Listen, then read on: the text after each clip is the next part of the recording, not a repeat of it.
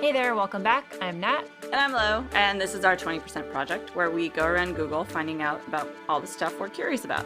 So 20% projects at Google aren't exactly official projects, they're just things that people do when they have the time because they believe in them.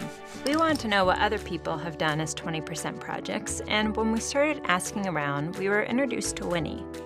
The 20% project that I did was essentially banning the sale of elephant ivory products through Google.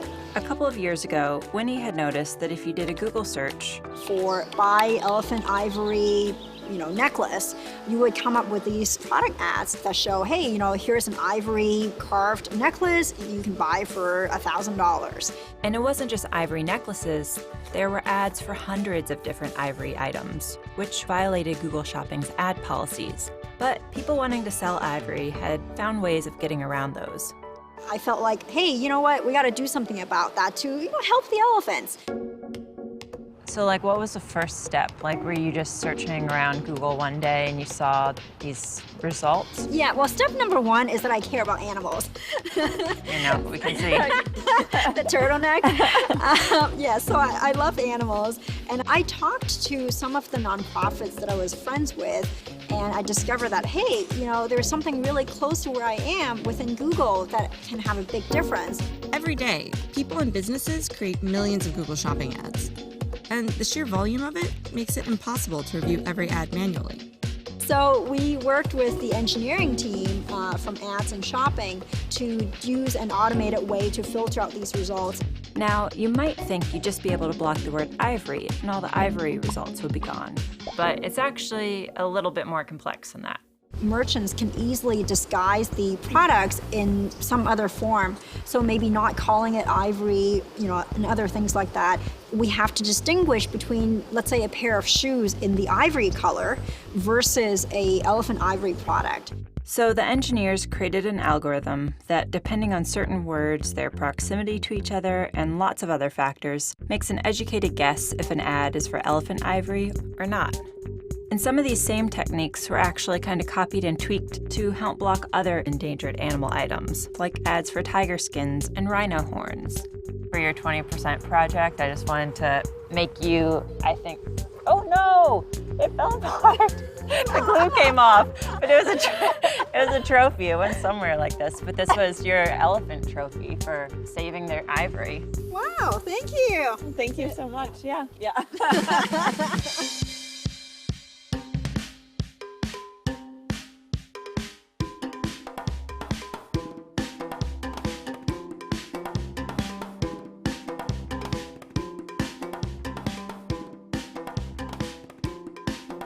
If all the elephants out there could thank you for what you did, what do you think they would say? First of all, it would be kind of freaky if they could talk. I don't know. I would just say keep breeding.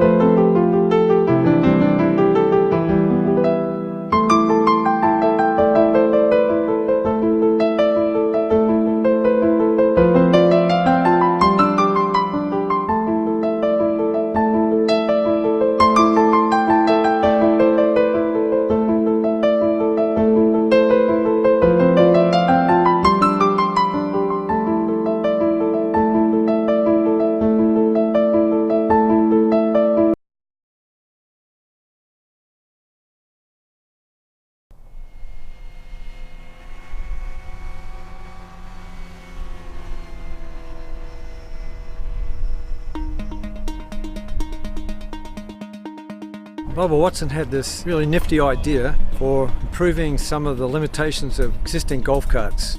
Golf carts have looked the same. They've been the same. You got to stay 30 yards from the green. You got to stay on the cart path when it's raining. But let's have fun. Let's go through the water hazard, come off the other side, right by the green, put your ball in the hole, and then you can drive back across the water hazard. And who doesn't want to do that? Bubba's idea was to see if we could incorporate a hovercraft principle, that is riding on a bubble of air, into the existing golf cart. What we had to look at was how we could use the existing elements such as the roof, the seat handles, the sand bottles, all of the various pieces that are on existing golf carts, how we could incorporate those into the hovercraft technology.